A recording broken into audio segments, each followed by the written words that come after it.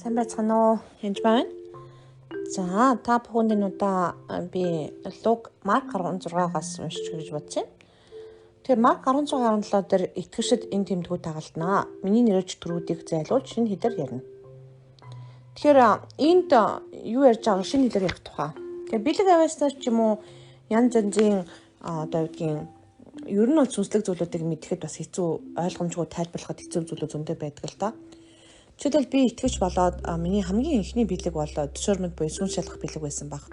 Яагаад вэ гэвэл буруу зүг ялгадаг бас байсан баг. Яг бол би янз бүрийн байдлаар ингээд өөр сүм чуулганд намайг ингээд урихад гаж тэм сүм чуулганууд урихад би ерөөсөө хаалгаар нь ордгойсэн. Орчоод биш вэ гэд гараа явчихдаг байсан. Эсвэл айлд орсон ч гэсэн тэр нь одоо юу гэдгийг өөр одоо библи стади хийж дуудаад гэсэн мөртлөө шал өөр зүйл жуулгатай бол би ер нь дахиж ерөөсөө очдоггүй байсан. Ер нь ялгаад энийг буруу байна, дотроос ямар нэгэн буруу байна гэж ер нь сануулж хэлээд байсан. Хэлээд байдаг байсан ба. Гэтэл зарим бэлэг авьяасын хувьд бол хичнээн гуугаад ч юм уу, хичнээн мэдэхгүй ч юм уу гээсээ болоод авахгүй утсан тохиол байдаг л да. Би энэ удаа харь хэлний тухай надад болсон гэрчлээрээ гэж бодсон. Тэгэхээр би 2007 онд яг ингээл 10 жилийн баптизм гэж залбираад намайг залбирч байсан ба хүмүүс баг сүм чуулганаараа харь хэлээр залбирдаг юм сүмдчихэд. Тэгээд би бас жоохон гайхаад ер нь бол яг манай presbyterian одоо сүм чуулганд бол харь хэлээр нэг залбирдаггүй, тэр нь бол нэг зөв гэж боддоггүй, олонний өмнөөс ярих нь буруу, орчуулгагүй ярих нь буруу ч гэдэг юм уу. Тийм байдалтай байсан. Хинэн ярьдгийг ч бид нар мэддэггүй байсан. Тэг харь хэл баг яг байдгийг мэддэг боловч би нэг тэгэж хүсэн тэмүүлдэг эзэж байгаагүй л дээ. Тэгээд чи харь хэлээр залбирахтаа за залбираа гэсэн чинь надад тийм сонир санагдаад би залбирч өгөөгүй. Залбираагүй. Тэгээ дараа нь ер нь тэрийг сайн ойлгохгүй байсан. Харь хэлний хүчийг ч гэсэн сайн мэддэггүй байсан. Тэгж жагаад 2018 онд би өөрөө бүр хүсээд би энэ харь хэлгүй зөндөө олон бэлэг бас надад байгаа мөртлөө харь хэл байхгүй байна. Тэгтээ ариунс өөрөө л өгдөм чинь удаа заавал албатай биш байх гэж бодсон л тоо. Тэгээ зарим нь бараг харь хэлгүй болохоор бараг л чи гэл ингээл зарим нь болохоор буруу гэж бод үзэл, зарим нь болохоор зөв гэж үзэл. Ер нь харь хэлтэй холбоотой хаалт маш их байдаг байсан. Тэгээд би дахиад дутуу байгаа болов эзэн минь та намайг сүсэр баптизм хийж өгөөч гэдэг. Тэгээд нэг 2 настайгаа хамт бүр ууланд би pray mountain буюу залбирлын ууланд очиод тэг сайхан залбирсан байгаа. Тэгээд сүнсэд дүрэлт гоё болох байхтаа гэж бодлоо. Ер нь эдгэрчлэлтийн баг хичээлүүд үзэл нэлээд амраал бас нэлээд сүнсээр дүрэлт тийм сайн байсан. Сайхан байсан үедээ эдгэрч мэдрээл.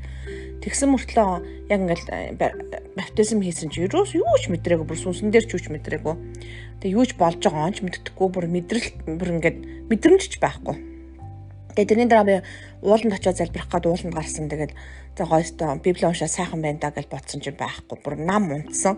Эсрэгээр нь бүр өстой шүлсээ гожуулаад унтсан. Унтаад бүр сэрж чадахгүй унтаад тэг эзэн минь би уучлаач энд юу болоод байна гэдгсэн чи бурхан чи сайхан унтах хэрэгтэй чинь байгалыг хар чи ингээд ингэстөө текстөө гэдэг амар хууль дүрмэд баригддаг нэг би чамайг амраасаа гэж чинь чамайг энэ хүмүүстэй харилцаа холбоотой байж тэрнээс гадна зүгээр л easy амар гэж хэлсэн байгаа. Ямар ч тийм одоо сүлжээн дээр байдгүй, уцасч байдгүй, интернетч байдгүй тийм уул байсан л та. Тэгээд яг нууртаа бас хаж доор жахан доороо тэгээд нууранд нь сайхан ороод саунд оруулаад тэгээд бүр ингээд гой хоол хийж өгөөл тэр хүмүүс маань бүр сайхан үнэхээр манаас Good Samaritan байгууллагын тийм Канадын салбарын хүмүүс байсан. Канадад очиж тэгээ баг 21 хоног байсан л та ер нь бол. Тэгээд яг эхний 14 хоногт нь болсон явдал л та. Тэгээ сүүлд нь би яхахгүй надад чөлөөлт хэрэгцээтэй байна гэдгийг би ойлгосон байгаа тэр үед. Өөрөө идэвхжүүлэлт хийдэг байсан мөртлөө яг одоо чөлөөлтөн дээр жоохон асуудалтай байсан. Тэгээд юу байсан бэ гэж бодохоор хөөх эн чи одоо ер нь нэг одоо итгэгч хүний яриаг сонссон байхгүй гэрчлэгийг сонсон чи би ингээд өөрөө мэдэхгүй манай аав ээжүүд ингээд мэрэгэн дөргүүн дээр очиод мөнгө өгсөн байгаа. Тэгээд тэр мөнгө өгсөн чинь ингээд шолмын сүнс орж ирсэн. Намайг чөлөөлж өгөө чөлөөлөх гэдэг зөндөө мөнгө өгсөн боловч би чадаагүй гэсэн чинь тэр эмэгтэйг чөлөөлж ирсэн байхгүй. Тэгээд би бодсон хөөх аав ээж нь мөнгө өгөхөд хүүхдэд нь тийм сүнс орох боломжтой гэж юу. Би чи одоо итгэж болоод би ерөөсөө янз бүр юмар буулаа маар ерөөсөө яваагүй шүү дээ гэж бодоод ариун сайхан л гэж бодож ирсэн. Дээрээс нь итгэж хүнд бутар сүнс байхгүй гэж бодож байсан үү штэ. Тэгээ чөлөөлт хэрэгцээтэй минь ингээд залбирсан байгаа. Тэгээ яг залбирах үед юу болсон бэ гэхээр ингээд би маань бүр ингээд чөлөөлт болсон чинь ганцаар босч амар хэцүү болоод бутар сүнс хөдлөө дотроос гарахгүй тэгсэн чинь яг гар шиг харь хэл орж ирээд яг харь хэл орж ирэхэд бид нар ялсан байдаг. Тэгэхээр харь хэл үнэхээр хэрэгцээтэй байгаа хэрэгцээтэй. Үнэхээр маш чухал бэлэг аваасгаа. Гэтэ ингээд харахаар надад амар маш сүлд орж исэн бэлэг байгаа байхгүй харьцангуй.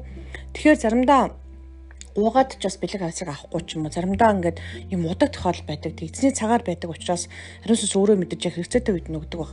Тэр үнэхээр би талархаж хүлээж авсан. Урд нь өгсөн бол тэр тоохгүй байсан байх л та би магадгүй.